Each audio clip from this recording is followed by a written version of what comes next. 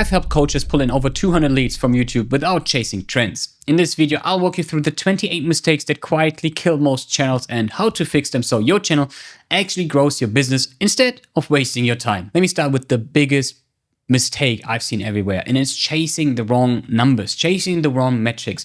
Too many people are trying to go for virality, go for views, go for even subs, likes, whatever it is, because some people started doing it. Some even creators who are, just creators, but not business owners. So the problem is here that too many people are following advice that just simply doesn't work. So you always need to understand why you're actually starting the channel, why are you actually doing this? And if you're a business, most reasons would be to generate more business, meaning getting more clients or getting more partnerships, either way. And if you're just chasing views, that doesn't mean anything because views don't equal sales. I've seen too many people also chasing the ego game, meaning, hey, I need the subscriber count because this is the first thing people see. Yeah, I understand. It's like the social proof. I totally understand. It's the first thing because if I'm thinking about the director CEO, he's at what? 11 million subscribers, Alex Hormozi, 3 million subscribers. I understand.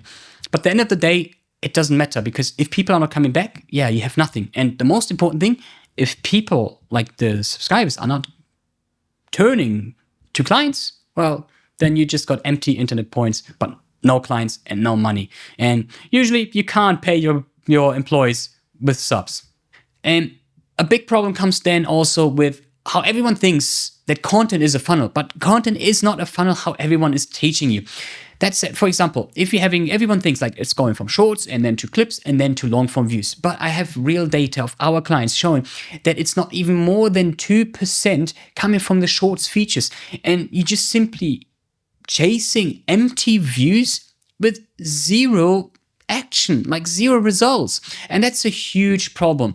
So you're going to just waste your time, your team's time, posting all this stuff, getting some 100 views, maybe 1,000 views on a short form, but not getting anything. And too many people are not speaking the proper language, meaning they're speaking more to peers than actually to prospects. So let me give you a quick answer. So for the YouTube space, very important would be, everyone is saying, hey, the most YouTube strategists know this.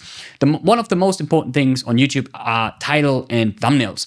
But someone who has no clue about YouTube thinks the most important thing is the content itself, but it's not. Like, because simple explain, YouTube is a click and watch platform. If they don't click, they will never watch your great content.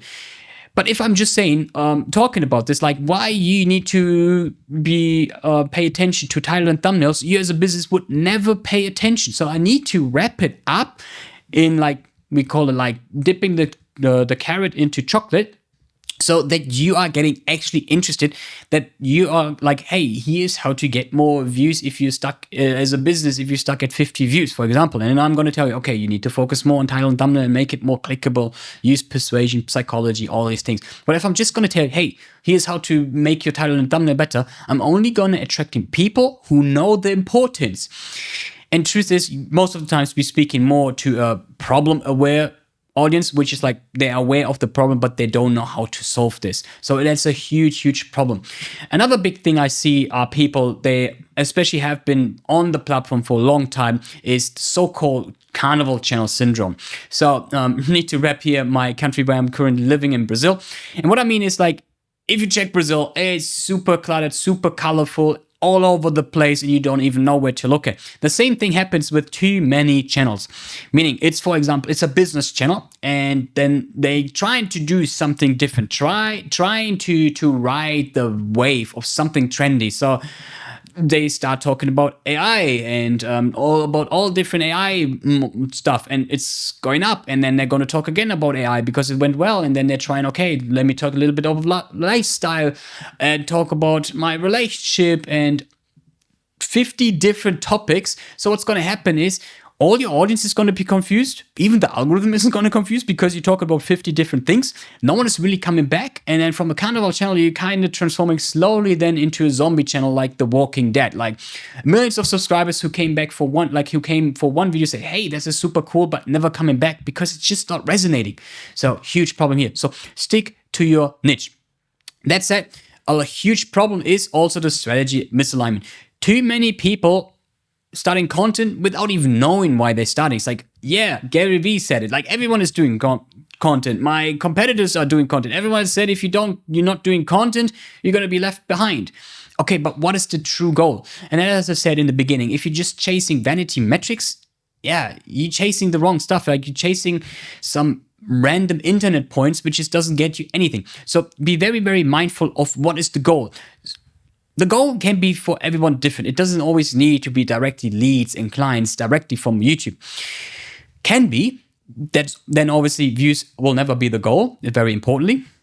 For example, if you take in Stephen Bullitt, who's an investor, he's not having like direct link. So what he's seeking for is authority. So it makes for him perfectly sense to having influential people on his podcast, to have like the views. So he's growing his authority. This also allows him then to become a speaker in different things. So this is very important because this is going to shape now the purpose of each video.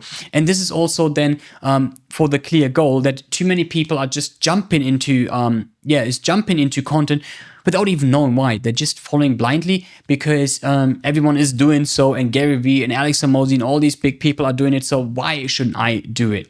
The next big problem is everyone thinks that it's like the new TV. I mean, YouTube is becoming the new TV. It's beating already Netflix, but you can't play by the old TV rules, okay? So what I mean is, back if you're thinking about all the TV series, they always had like a long intro, like their music, their theme song, and some people are trying to do this, not knowing that they're killing their channel.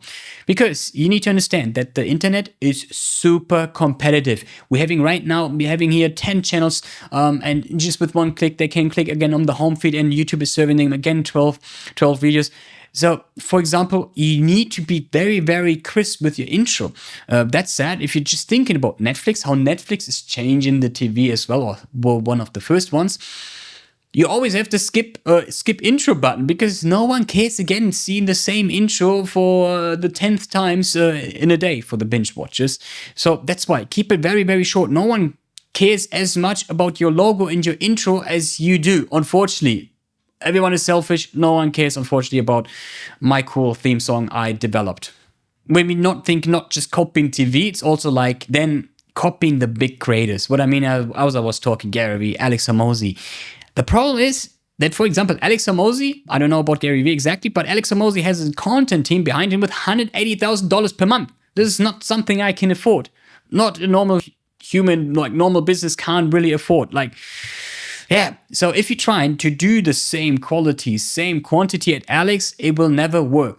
Another big problem also is that things that work for him won't work for you because simply he has the brand. So just a picture of him on the thumbnail alone, like even like a video on his channel will usually always get over 100,000 views. It doesn't matter what he's going to talk about because he's having this brand. So that's why also these big creators can do mistakes that a small channel can't afford to do. So very importantly, so for example, I see many creators, like big creators, big channels, they're ignoring kind of the suggested feed on the side, like, and because you need to have a very, like the thumbnails, like very, very small, and most big creators ignore this, and people are just copying. Same thing, for example, Stephen Bullitt used to have this very, very specific thumbnail for his podcast, where it was just the face of the guest and the text on the left side. And now he's putting his face, and people don't know it. They're just copying blindly. But I talked to the guy behind the scenes, and he told me, it's like, yeah, it's because people are stealing our thumbnail. So to put Steven's face now in the thumbnail, people know, hey, this is definitely the diary of the CEO and not just something stolen. Yeah, and people don't know this, and they're just going to copy blindly without realizing they just ruined maybe some of their videos. The next one is people are chasing also too much quantity, but they don't know that quality is actually more important. That I can tell you from our personal experience with one of our clients. When we started working, he's like, hey, let me do a test. And he posted every day, every workday, a video trying to chase big numbers. I mean, his views were higher than the month prior, which was like, I think 2,000 long form more views than usual, but like 20 videos. So if you think about now, the average for each video was actually lower simply because of the quality wasn't there. It was just the quantity. That's it. We kind of we started to slow the process down. He was like usually at 10 episodes, I think. So we slowed it down to 8, 6, and even sometimes 5. And now we're having tripled their views and leads as well by simply working more on the quality, meaning the idea behind it. Is it resonating with the audience? Not just like pushing. Now the team has actually more time as well to focus on the content instead of just pushing out stuff, because yeah, they were like close to burnout. It's like, sorry, I didn't have enough time, so I was just making it good enough. But as even Mr. Beast says, it's easier to create one video which gets 1 million views than 10 videos with 100,000 views. Obviously, this is more regarding to creators than business. These numbers are for entertainment, not for education. And as I said, we're talking about the YouTube rules and the TV, like trying to copy the TV rules. As I said, for example, you need to be very, very crisp with your intro, because you need to know how to play on each platform. So for example, there are KPIs on YouTube which the platform likes. When, as I said, it's like you need to pay attention to your title and thumbnail, so more people are clicking, so more people can watch. Another thing is that YouTube biggest goal is always to keep in the viewers on the platform, and they're trying to determine this by the satisfaction of each view. They're having a complex algorithm, obviously, like there are a million factors in it which we don't know, maybe even the employees don't even know, but they usually, it's like watch time is one of the biggest KPIs you should pay attention to. Like the longer they stay on your video, the better. Another one is, are viewers coming back to your channel? So it's like you can think about your returning viewers, or now it's like more about how many regular views and casual views you have, not just the new views. So you should always try to increase your monthly audience. So this is very important. So if you're just ignoring these numbers, first of all, you just say, hey, I'm just trying to make good video, I'm like pushing all my wisdom into a video, yeah, we're probably going to fail. So you need to learn the basics also behind the platform. Very important. You're probably getting almost every week an email from some guy helping you, saying that your SEO score on YouTube isn't that great. And if you're gonna work with him, he's gonna give you 1 million views. Truth is, since 2019, SEO hasn't been a real thing on YouTube anymore, simply because YouTube is scanning your whole video. It's taking the whole script and reading what is going on. And that's why even if you're putting in a keyword, sometimes it can happen that you otherwise finding channels because something was mentioned in the script, in the video itself. Another big thing is like people always say, YouTube is the second biggest search engine. Yes, yeah, it is. But truth is, from a data is that 70% from the traffic is actually coming from the recommendation feeds, meaning the homepage and the suggested on the site. So focus on the 70%, not on like the 10%, if it's even 10%. Here's another big problem I see is most people said, hey friends, welcome back to the channel. But truth is, now we can even see this in our analytics thanks to the new feature of YouTube, is you see how many new viewers you have in your channel. And I would guess from the data I've seen, it's usually around 70 till 80%. You're always going to be talking to strangers, always to new people. So even Alex Hormozi said this, like, hey, I did this big mistake, always assuming people knew me, but I changed my whole strategy and always thinking people do not know me. And this is also gonna create, get more people to click. So that's why he is having this simple framework for his hooks, for example, saying, proof, plan, promise, meaning, okay, here's the big proof of the video. That's why you clicked. And I'm going to tell you exactly why the step-by-steps we're going through. And for the promise, the proof, which I have, is usually, this is who I am. I'm the $100 million man. I've done this. I'm having so many companies in my acquisition, in my holding. So I know what I'm talking about. So this is something he needs to know, because it's like, for most people, it's 80%. It's like, who is this stranger? Like, they don't know why they should trust you. Now, especially if you're smaller, we're having 50 views and it's like, hey, everyone, welcome back. It's like, yeah, you're always going to close the doors for new people, and they're going to tune out very fast. Let's talk about AI. AI is one of the hottest topics currently. I understand, like, AI is so great. It allowed me to speed up my whole content, even my whole workflow and stuff. Like, I can create a post for LinkedIn within a minute. Like, it gives me, the problem here is though, it only gives you the 80% draft. It gives you the first step. So if you're just gonna let AI write a whole script, or like even a whole post, whatever it is, a whole content, and you just post it, or even like AI thumbnails, like everyone can see from a mile away if it's done by bad AI or good AI, this example exists too, you will never reach, good stuff. Especially now we're thinking, now with this new era where people are not 100% sure anymore, what is AI, what is real, what is not real, authenticity is gonna become so important. So the more you're gonna just like copy and read what AI is doing, like, well, at one point you're even becoming just the puppet of AI. Think about it. So this is very important. AI always gives you just the first idea and not the final piece. It's great for the first idea, don't get me wrong. It's great to have it's like great to bounce off ideas as well from AI. I do this. I love it. Sometimes I'm talking to AI for an hour just to get some ideas sparking, but never use it as your first draft. Some people are afraid to give too much advice. And the problem is going to be that people are going to, just tune out, because there's so much information right now out there for free. And if you're just giving generic advice, people will never resonate. They will never come back. People are going to come back to you if you're giving like really deep insights. And I can see this in our data as well. I could see, for example, in our data that deep dives are one of our best performing videos. They're having usually conversions of 10%.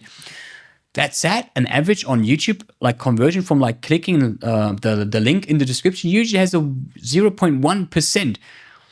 Some of our most of our clients have over 1%, but like 10%, that's crazy. So this is very important. So people are afraid, I can't give too much because then no one is gonna buy my course.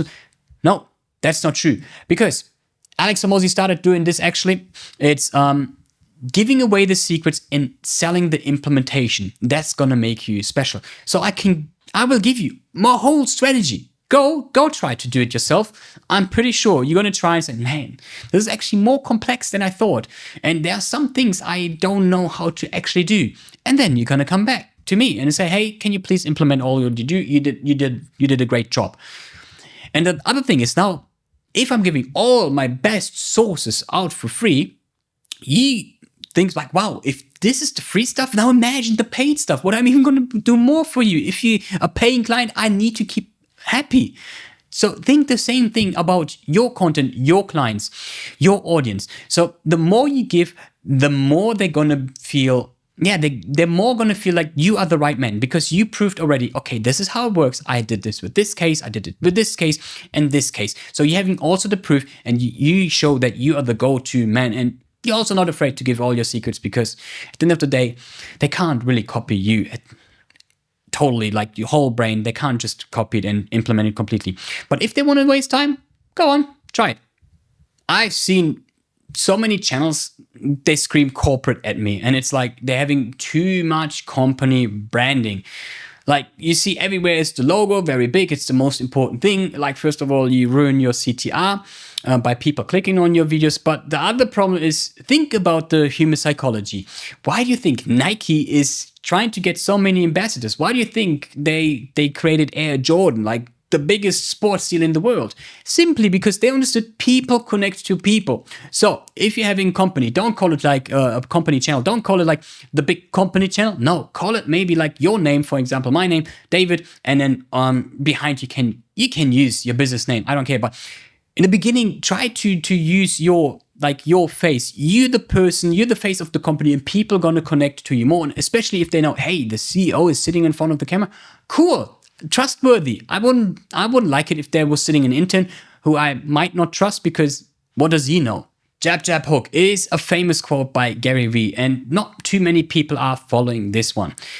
Because as I said, some people are trying to throw down the offer in the first few minutes, and I'm hoping that you are gonna follow with your great offer. But truth is, if you haven't delivered value yet, why would ever bite on it? So it's very important. This can be said, this jab jab hook can be applied for each video separately, meaning, okay, in each video, first I'm giving value, and then, hey, by the way, I'm also having this offer, would you like? Another point is you can also do this with your whole strategy as well. As we said, you can say, okay, this video is pure value, the next video is pure value, the next video, this is where we're gonna try to bring people closer to our landing page, because it was a deep dive. We gave so much secrets, we gave everything we could, and now it's fine to do this. So yeah, don't do a hook and then jab jab, do the jab jab hook. And with that said comes then, some people are trying like, I don't want to be too salesy. It's like, I don't want to be pushy. I get it. You don't want to throw down your offer. Like there are some people on LinkedIn, you accept the connection. It's like, hey, thank you so much for connecting. I'm helping you with your YouTube channel. Here's my whole portfolio. Click here. And if you're going to work with me, I'm going to give you 1 million views. Yeah, no one likes this. So don't do this in your videos as well. I understand. So what we're going to do is we're going to be a little bit more strategic. First of all, we're helping here people. So it's no shame to telling people, hey, if you want more help, click the link so I can give you, like, I can sell you my implementation. There's no shame at all. I don't know why some people are trying to make this a bad thing. That said, in the first 30 seconds, for example, I would never do this. And when I'm saying strategic, there's also like, there's some certain topics where you know, okay, this is now for my core audience, the ones who are having this problem. And there's some videos which are more for the curious people. And for the curious people, I know I can't give them my implementation. It will not work. Same thing, I also know which videos are for beginners, which are just want to get a foot in the door and to get a taste. They might even feel the pain yet. So, and then there are people who have been doing this, like trying by themselves, and they're just like, damn it, whatever I'm trying, it's not working. Please, David, help me. So yeah, don't be afraid. You're helping people. I don't know why I need to talk about this. Selling is not a bad thing. And this brings me then, as I said, in like weak or too many CTAs. So there are too many people copying this from like these old creators who have been on the platform for since YouTube was born. Say, don't forget to like and subscribe. And by the way, I'm also on Spotify where I repurpose my whole content. Don't forget to go there and leave a review.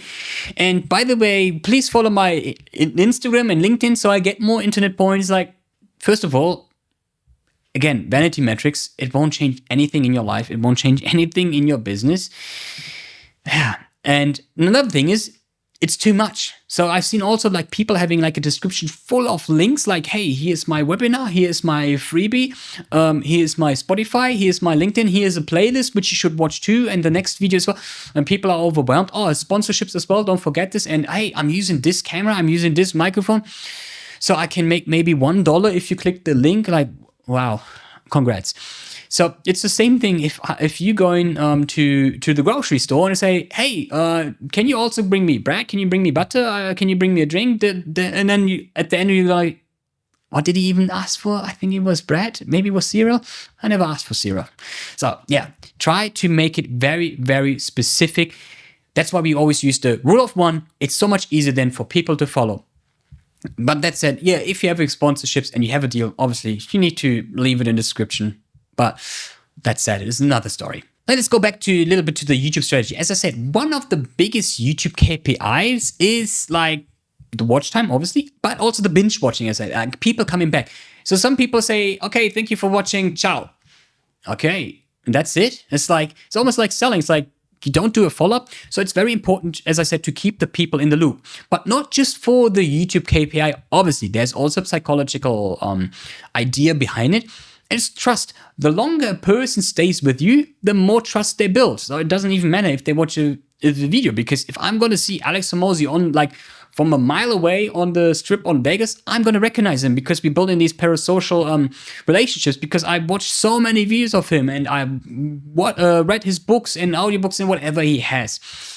And that's why it's very important to always think about, okay, I'm having this video where I'm going to link them people next to. As I said, there are 2 options usually which are best. Is eitherwise, okay, I did now a very, very deep dive. So next I'm going to send them to my landing page because I gave them already the whole secrets. What else could I give? Or if it's more like maybe a curious video or just like one point of the whole strategy, then I would usually say, okay, you just learned this. So the next step is actually to watch this video to be even more precise. This video can be also just one step before your deep dive. So then you can send to people there. Just an idea. As I said in the beginning, too many people are focusing on the vanity metrics, but how can you actually measure which video is bringing in conversions and which videos are not bringing, like it would just been for curious people? We're using trackable links. We use, for example, DAP. I wouldn't recommend Bitly, or you can just simply use UTM parameters. And with that, you can see now, okay, which video is actually bringing in clicks and which video is actually bringing in not so many clicks. The end goal is always, okay, how we can get like for most of our clients is like, how can we get more people on our landing page?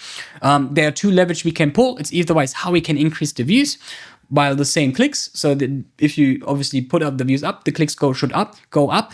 Another thing is there are some videos which are performing so well for the conversion that like just increasing the views a little bit is like giving like a 2x already on the conversion. So you always need to think, okay, what is the smartest here? And then we can see, okay, this video brought 20 clicks and this video brought 5 clicks. So which video is worth more? You know, the people who say like, consistency is the key. Yes, but no, depending on which phase you are.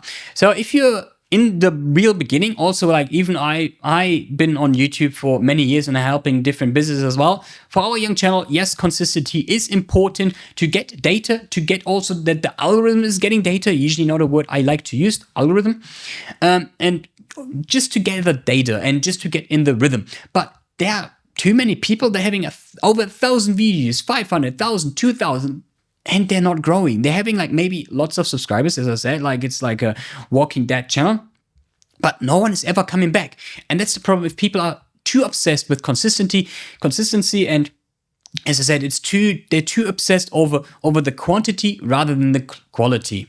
And too many people are ignoring videos that are underperformed. You need to understand that most videos are a learning asset. So you can learn things from videos why they perform well, but then you can do also the opposite. Like, why did this video underperform? And then you can start learning, okay, I need to ignore, I can't do these things, I can't do these things. And this is very important too. So you need to learn from the things that are working and you need to learn from the things that aren't working, very importantly. But then when we think about the next mistake, too many people think YouTube is a sprint, but YouTube is a marathon. So the people who are quitting too soon or thinking, hey, it's a get rich quick. I'm sorry, but most people are not reaching the 1,000 subscriber count after posting 150 videos. So if you're thinking you're posting 30 videos and you're going to blow up like some other people, yeah, you're mistaken. You also need to understand some of these people you see them blowing up, they're having usually a huge audience, maybe from other platforms or wherever, but it can also be that have been working behind the scenes from somewhere, and that's why they're already having a brand and people recognize them. So yeah, don't quit too soon. YouTube is a marathon for the long term and not a sprint. Too many people are trying to mimic, as I said, the big creators like Gary Vee, Alex Hormozi. These people are everywhere. They're on YouTube, they're on Instagram, they're on LinkedIn, they're on TikTok, they're on Twitter, they're having an email newsletter. As a normal business, we can't keep up with that. Yes, you can use AI to just like repurpose stuff, but most of the times the repurposing isn't really gonna work for you because, as I said, each platform is different. So trying to be at every platform at once won't work. So if you a business which is making not more than 100,000, focus on one, max maybe two. Usually for business, I would say focus mostly on YouTube for the really trust building, because it's just the best platform to build trust. And secondly, use LinkedIn just to know people that you are there, and also to build some networking. So that is very good. Let me talk about the repurposing without relevance. Let me double down on this because it's so important, because each platform is different. Because you need to understand, on YouTube, for example, the main KPI is watch time. So you need to keep people in the loop. Next, I said, the satisfaction, like people coming back. So you need to bring people to the next video. And then for Instagram, for example, the most important thing is the send function. Very important. So as you can, LinkedIn, the comment section, like commenting, are people commenting on your stuff? The engagement is important for them. So you can see for each platform, it's different. So if you're just taking random 30 seconds of your video and just throw it on each platform, it won't work. That's why Gary Vee, Alex Hormozi, they're having a team of $180,000 per month behind them so they can do all these things. Gary Vee had a guy, has a filmmaker following him all the time, so he can maybe take a cool sentence he has and throw it on Instagram and then edit at the same time. So we can't play by their rules. That's why, as I said previously, focus on one platform, and then you can try to maximize the second platform if you mastered the first platform. And if you're thinking about now this, it's also similar to too many people. They're following the wrong advice, listening to the wrong advice of people. Because if you're going to check on YouTube, yes, you want to grow your channel. Most of the times what you're going to find, like 99%, is like how to get more views, because it's targeted to a bigger audience, which are creators, entertainers, gamers, and not business people. For business is a a little bit more newer for people. Not everyone has figured it out yet. So if you're following this advice, it can ruin. So no shame at these people. Like, they're doing a good job for creators, but not for businesses. And that said, also try, not every person is in your position. So if Gary Vee is telling you tomorrow you need to jump on this next platform, he's not in your business. He can't give you exact advice. So you always need to think for yourself. So be very careful with advice you're getting. A big problem I've seen too many, if you go on YouTube studios, you're gonna see so much data. I mean, I love it. YouTube gives you so much data, you can work so much. The problem though is some people, they're having then a spreadsheet with like million data, and the problem is like, okay, this number is going up, this number is going down. Okay, is this now a good thing? Is it a bad thing? They don't even know. And too many people then are trying to measure all these metrics and say, hey, cool, it's going up. They don't know why. And the biggest problem is like, even if it's going, like if it's a bad results, are you changing anything or not? So I've seen businesses chasing too many numbers, but not taking action. You've just seen how chasing views and subs can tank your channel's potential. But here's the real kicker. Most businesses don't chase the wrong numbers. They have no idea which ones actually lead to sales. In the next video, I'll show you exactly why your YouTube views aren't turning into revenue and the simple metrics that flip one client's channel into 200 qualified leads. Click here to watch and finally build a channel that gets clients, not just clicks.